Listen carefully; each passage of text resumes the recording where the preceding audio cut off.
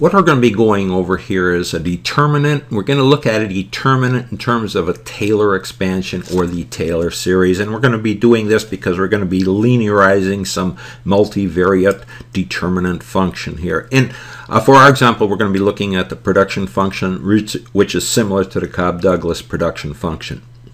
Okay, so this is the production function we're going to be working with here. We're going to have some unit price of some product here, and we'll take that times some material and some labor inputs raised to some exponential amounts, and then we're going to be subtracting out the unit cost here for material and labor, and that's going to give us some profit function here. But what we want to be looking at is just this multivariate problem here that we will have, where we're going to be looking at the determinant, how we go about linearizing that determinant, and get a better understanding what's going on with this function here.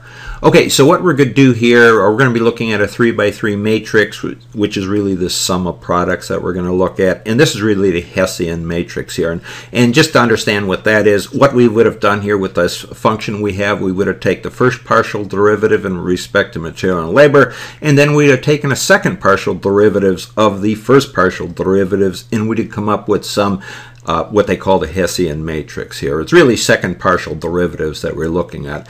And what you see here is they got this multivariate solution here, where you're going to have some, in this case, material raised to some exponential amount here in the numerator, and then divided by labor raised to some exponential amount here in the denominator, and vice versa here. And they're moving all over these exponential amounts here from fractional amounts either in the numerator or denominator, so you're getting some multivariate solution here, and we want to be looking at that. We want to linearize that. Okay, so if we were to solve this matrix here just based on the sum of products, we would have come up with a three-part solution here, or a sum of the products that we have here. And you can say the same thing here. You're going to have some labor and materials here raised in the denominator and in the numerator and in the denominator raised to some exponential amounts here. And we'd have a three-part series here, 1, 2, and 3. Now, if we went here with the determinant itself here, say we just it's going to be determinant is some block of numbers. In this case, it's a 3x3 matrix.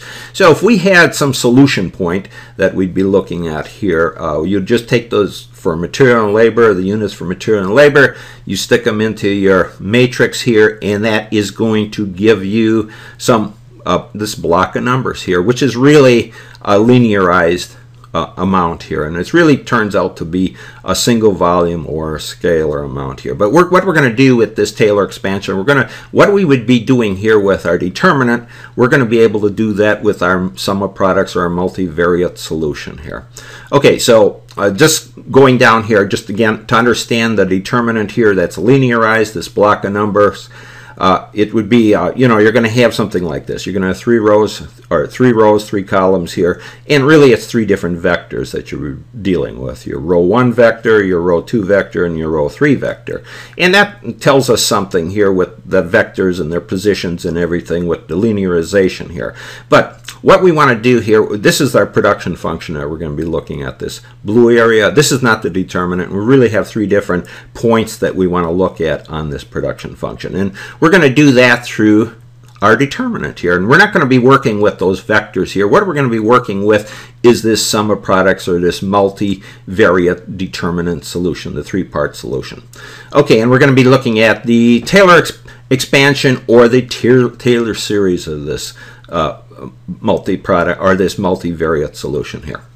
Okay, so let's move up here. Okay, so what you're going to do here before we get into it, you're not going to be, just understand where we're talking about this Taylor series or Taylor expansion. You're going to have some software package here where, in this case, I'm using MapleSoft, and you're going to have some procedure. In this case, it's called mTaylor. And then you would put into this mTaylor procedure, you're going to have that multivariate solution added, or our sum of product solution. You'd call out that function here, and then you'd be looking at some specific point here. I got some specific point call out, and then you're going to have to put in the degree or the number of derivatives actually that this Taylor expansion or Taylor series is going to take based on the function that you're putting in it.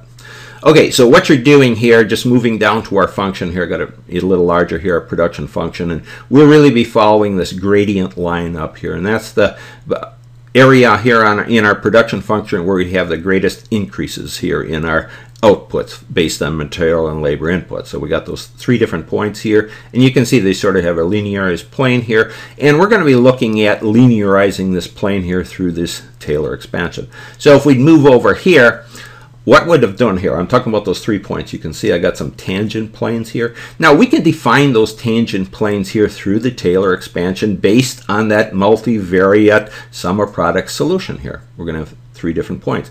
So the Taylor expansion really sets up a linearized plane here versus looking at some change in curvature. So in our production function, we'd really have some change in curvature for that production function. So let's look at that here. So if I just took that production function here and laid it out, our gradient path here, looking sideways into it here, you're going to see we have some curvature here at those 3 different points that we're going to be looking at here. And based on that curvature, we also have some change in slope here, either increasing, greater increasing here, then it kind of levels off, and then it sort of goes down here. So you got the change in slope going this way here along your gradient path, and then if we move over here, we can look at it into our function here. So you got some curvature here. It's really change of the slope here when we talk about that matrix, or that determinant, that Hessian matrix we're looking at. So that's what we're trying to look at. We're going to try to linearize this around here, and get a little better understanding what's going on here. So we've got the curvatures, and the Hessian matrix also tells us certain things about where we're headed here as far as our curvature and our so forth here. But we're going to look at this Taylor series expansion, and that's really taking the series of the derivatives of our sum of products here, that matrix solution. We take it to different degrees here. So what we're trying to do here, we have, okay, we've got our gradient path here, and we've got that curvature on our path both ways. It's curving in this, looking into it, it's curving in this direction, as well as we have curvature going in this direction. So we got 3 dimensions here of curvatures. So what we're going to do here with this Taylor series, we're going to go in and we're going to look at that multivariate determinant solution here, that f of x solution that we have based on a determinant here. We're going to visualize that around the gradient path. So what I'm going to show here, and this is what we're going to get into. So if I just take and I plotted out that determinant here, it sort of looks like our production function here, but we have that 3-part or sum of products, the 3 sum of products. So I've got like 1 showing here, that first part of our determinant here. I've got in blue, 2 here is in red, and the 3rd part would be in green. And by taking a Taylor series or a Taylor expansion of that multivariate f of x determinant, we can flatten it out and we get an understanding of what's going along our gradient path. We can take that curvature out of it and get a little better understanding. So just this is actually a Taylor 8th degree expansion here of our Hessian matrix here.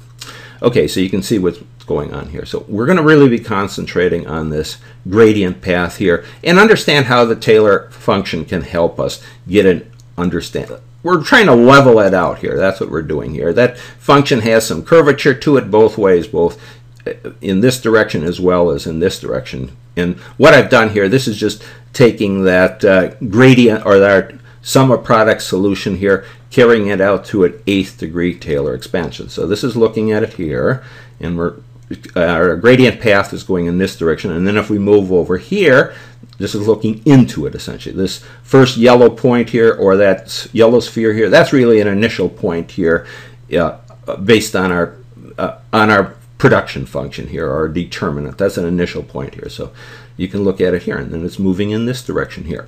Okay, so that's what we're going to look at here, and we're really not getting into the mechanics of the Taylor expansion or Taylor series here. What we're going to look at is just how you can use the Taylor series to linearize something here and understand what's going on in the sort of a complex solution.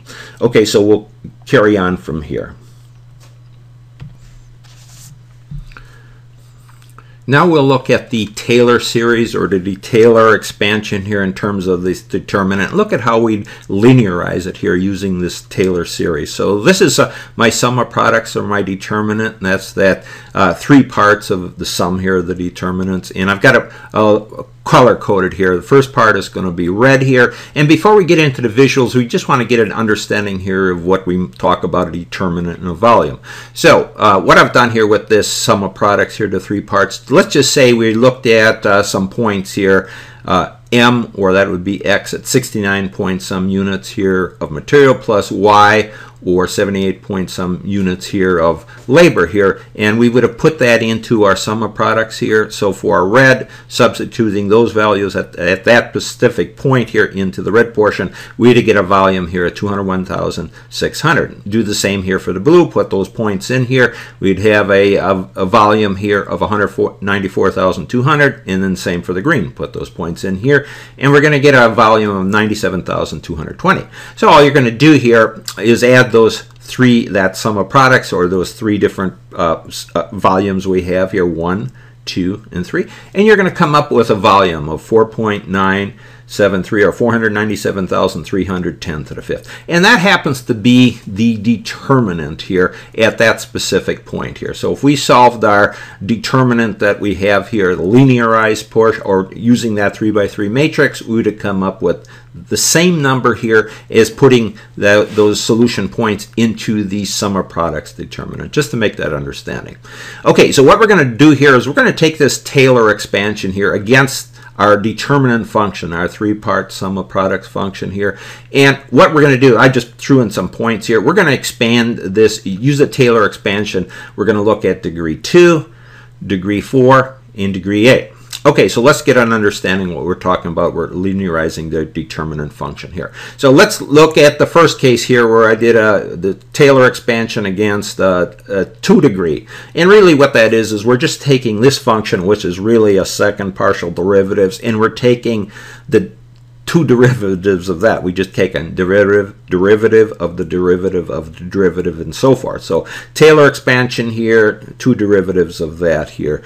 And it would really be a very long, lengthy solution. Especially when you get down to 6 or 8 derivatives here, you're actually looking at pages and pages here of solution. So you gotta have to use a piece of software to do that. Okay, so looking at our three-part, our sum of products here, just using a Taylor 2, this is where we just strictly linearize that multivariate solution. You can see where we got the M's and the L's here, material and labors times some quantity raised to some exponential amounts, and they're either sitting in a numerator, the denominator, and so forth here. And we're adding all those together, so it's a rather complicated function that we're looking at. But this is the solution for our determinant here. So what I've done here, just using a Taylor 2, let's look at it. So I've got the red here. So you can see it's very linear here. Red portion here. Blue is shown over here. Okay, it kind of slices through here. Okay, you can see it. And then the green is shown over here. And remember, these are very linearized, and this is over, I don't know, from 0 to 150 or 250 here units of material and labor here. Okay, but the point is this. Here's we're trying to get that gradient path. We want to see how this three-part or sum of products solution, how they interact here to get our different volumes here when we're talking about the determinant. So you can see here, everything's very linear, but the red here isn't showing. All right, and that's looking into it this way. This is the beginning here, our initial inputs, and then increasing our inputs and material and labor this way. Okay, so then if we look at it, looking at the case here, we're following our gradient path down here. All I can see here is, again, where the blue and the green intersect. It's sort of a path, but I don't see my red in here. Okay, but you can see everything's very linear here. Okay, so let's go move down over here. Okay, now I've done a Taylor 4 expansion. That's like taking a derivative of a derivative of a derivative and so forth here. Okay, so what this very linearized tangent planes here of the Taylor 2, we kind of add, what I want to do is really flatten out this area in here so I can see where my red, my green, and my blue are actually intersecting here. So I did a Taylor 4 degree here. Kind of looks like a bird flying here, taking off. So I got my green portion here. See how it was really linearized here. Now it's becoming more of a curve here, but nonetheless, what I'm trying to do is get that linearization here along my gradient path here and understand my curvature here. When I talked about the gradient, that's where we're having our maximum increases here in output based on our inputs of material and labor, or those two different inputs here. So Here's my green one. Here's my blue one here, and then it wings down over here. So it looks like a bird kind of flying here. And then the red one here, again, I can't see it here. It's hidden. I don't see what the relationship is with my red portion. I can see the green and the blue, but red again is hidden. And if I move over here looking at the side view, again, this is looking in this direction here. Okay, so we got a pretty clear picture of our gradient path here. It's kind of flattened out here. Again, you see between the green and the green here and my blue, but again, I can't see my red portion here of my determinant here. Okay, but nonetheless, you see some overlapping. You see where the intersection is, and you're getting a kind of a good idea where that gradient path is following here. And that was with a Taylor 4, or fourth degree Taylor expansion here. Okay, so let's move down over here. Okay, now this is the case here. I did a Taylor 8. That's 8 derivatives of that sum of products function here. Okay, so now again, looks like our bird is flying here, but it's what I'm looking at here is this area in here where compare it to our Taylor 4, same thing here. You see here, this is where we're getting that, trying to get that path here between our green, blue, and red here, but now we couldn't quite get that path in here. So, but now I'm looking here at my Taylor 8, and I flattened it out here by doing a Taylor 8 expansion, or 8th degree expansion against my sum of products. So now this is where I can see it. You can see my red is sitting in here, my green portion here, and my blue portion here. Now you can see they're winging up here, the blue, but at least in the area here of my gradient path that I'm looking at, I can see it leveled out and flattened out, and I'm seeing my red coming through here. Before it was hid.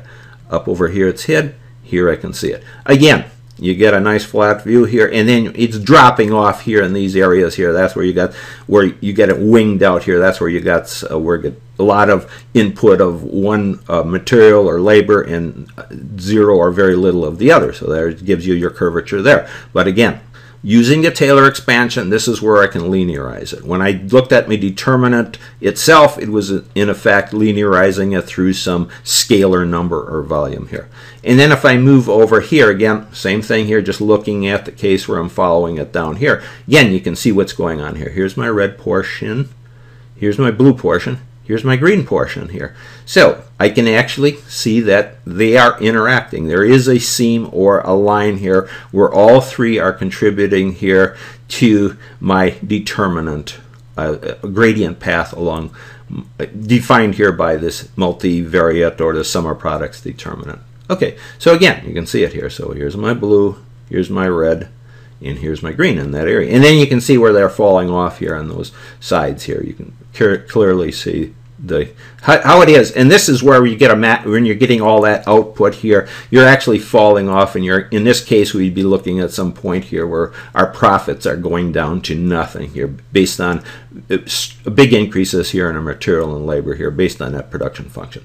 Okay, so that's pretty cool just to look at this and see how you can use the Taylor expansion to get a little better understanding of what's going on with, in this case, the determinant that we're looking at. Okay, so if I move up here, let's just look at it this way, and we'll work down this way. Again, this is just a side view looking at our Taylor 2 expansion compared to looking at it here. So again, so here I don't see, all I can see is some, along that gradient path here, I see where the blue and the green tangent planes are intersecting, but I don't see my red here. Okay, so if we move in, likewise shown over here. So if I move down to my Taylor 4 here, again, that's what we're looking at, and then looking at the side view here. Again, remember this is our initial input, and then we're going along this area here for that tangent or our gradient path here. So again, here I see my green, I see my blue, red isn't showing through yet. That's with the 4th degree Taylor. And then finally, if I move down here, my Taylor 8th degree, again, here was my linearized portion here, my gradient path, and you can see it here, just on the side view here. You can see how they interact here. I got the red portion here, blue portion here, and you can see where that red is coming through here. And then green is underneath it. So you can see, get an idea what's going on in using the Taylor expansion here to understand that determinant here, and really just using the Taylor expansion, how you can visualize it here just by going through those different expansions here between, we looked at the Taylor 2, Taylor 4, and Taylor 8th degree expansion. And we'll just move on here and just look at lay this out in a little better understanding, throw some numbers at it and put in that gradient line. Now we'll add in our gradient path to our different plots here for our Taylor expansion for that sum of products solution here. So we'll just start with our Taylor 2. Remember, that's where we linearize the three-part sum of our products here for a solution. Green, blue, and red here. Now, I put in the gradient path here, and that gradient path is shown with these red spheres here, and then those three different points that we were looking at here. An initial entry here for material and labor, and then we increase it to sort of a mid amount here, and then we have our final amount over here. Okay, so it's increasing in this direction here. Okay, but you can see here, I thought the gradient path was going to fall here in the intersection between this blue here and this green, but it doesn't. You can see it's a little bit misleading here with the Taylor 2 expansion, the linearization here. Okay, and we can see that if we move over to the side view here. Here's my gradient path. That's that path here that I have the greatest increase. I thought it was going to intersect here somewhere within the green and the blue portion here. The red isn't showing here, but you can see it doesn't. And that is the throwing this gradient path here. That's the really the solution here for our determinant that we're looking at here. Okay, so let's move down here. Okay, so here's the case where I did the Taylor 4 here.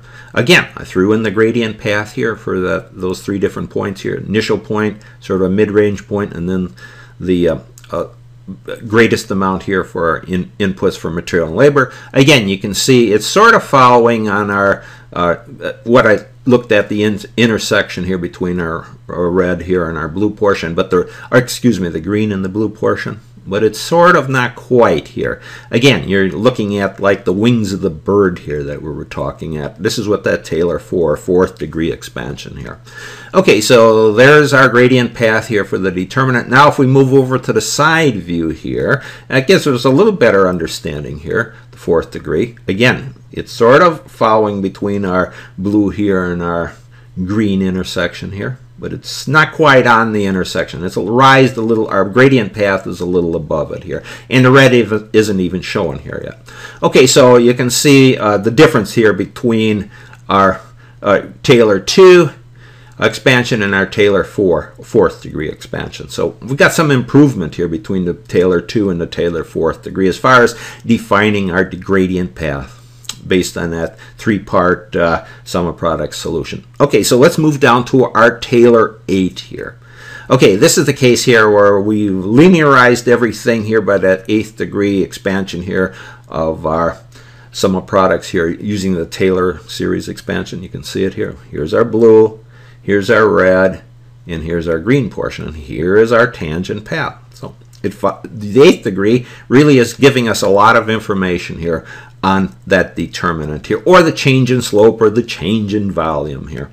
Flatten everything out. In the Taylor 4, if we go up here, you can see the wings. Our bird was sort of starting to fly here, or flapping its wings up here. And then when we went to the Taylor 8, is in flight here, where everything is leveled off here. And then you can see where it's dropping off here at the point here where we have the maximum real large increases here in material and labor, where actually we're starting to lose some money over in this area here. We're not making a whole lot of money.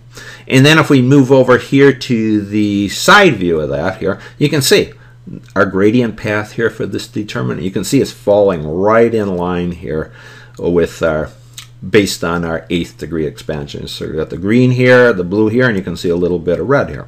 So you can make a clear differentiation between the Taylor 8 here and just moving back to our Taylor 4 here. So Taylor 4th degree expansion, it's above both our red, our green and blue here, and also our red here, whereas, and you can see it, but it's sort of following, it's a pretty good representation here for that gradient path, or path here of our greatest increases here for our inputs for material and labor, but it's not quite as good or refined here as our Taylor 8. Okay, so that's our visuals here. Let's go up and let's really look at how this Taylor 2 expansion here can really be used effectively. Okay, so this is our sum of product solution here for that determinant, that 3x3 matrix that we're working with, our red, our green, and our blue here portion.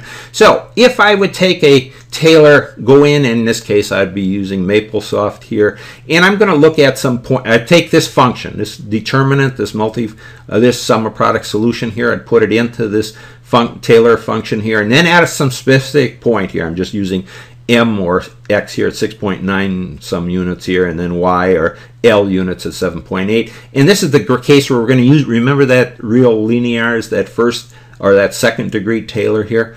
If I put that, run that against this function here, this is what it's going to give me. So this is really useful because I can plot this out here in 3D very good here, and it's going to give me also my volume or my determinant here. The determinant, had I run it against the 3x3 matrix and just come up with that scalar amount here, and this is telling me here, it'll give me the y coordinates, the x coordinates, and then it's got some amount here. But if I plugged in those numbers here into this equation here, the linearized Taylor second degree, is going to give me a volume here of 7.528, and that is the solution to our determinant. So I've done two things here. I'm able to go out and I'm able to, we'll look at this, I can plot out an x and y, a tangent plane actually to our function here, and it's giving, linearizing it here, and it is giving me the solution or the volume or the change in slope, whatever you want to look at here. So, and then if I move down to the same thing, if I use a 2 degree and put in that mid-range point, 69 here, some material, and 78 here of some units of labor, I'm going to get again that tangent plane defined by y and x coordinates here, and then some amounts. And if I put those numbers into my Taylor expansion here, second degree, I'm going to get the determinant value. That's actually the change in volume here, 4.973 10 to the fifth. And do the same thing at that last point here with the greatest amount here, material and labor, put those 174, 195, put that into my function here, or my determinant multivariate, or my sum of products, do a Taylor against it. I'm going to get, again, a tangent plane here showing x and y coordinates here, some amount here, and put in those numbers into this function, and I'm going to get a linearized plane here, and that is the volume, or that's the same as if I run the determinant, that determinant matrix, that is the solution point. So you can see where the Taylor secondary comes in very handy here. So let's just look at, put it all together here. So here's my change in slope. I was talking about the change in slope for that initial point here. That was the first point here that we're looking at. You can see this is the value here, and that's the change in volume, or that's the volume we have at that point here. And that was what, 7.528 10 to the 6th. Our second point here was 0.4973 10 to the 5th, or 497,300. And you can see these are those tangent planes that was defined here by our Taylor expansion, the second degree here. There's some tangent planes that we worked with. So you can see, and then that last point was here, 1.68, 168,700 here. But you can see, just looking at it as change of slope here, this is 44 times what this last point is. This first initial one, this mid-range point is 3 times what this one was here. All right, and then you get the last one here. But it's showing, this is that gradient path that I was talking about here. And that's what it's showing here. It's really looking at the change in slope that we're looking at. And by using the Taylor expansion to this second degree, fourth degree, and eighth degree, we were able to get a pretty good idea of what's going on here with our determinant, and we're able to calculate the actual, what they talk about, volumes here when we're talking about determinant. Okay, so that'll end our discussion.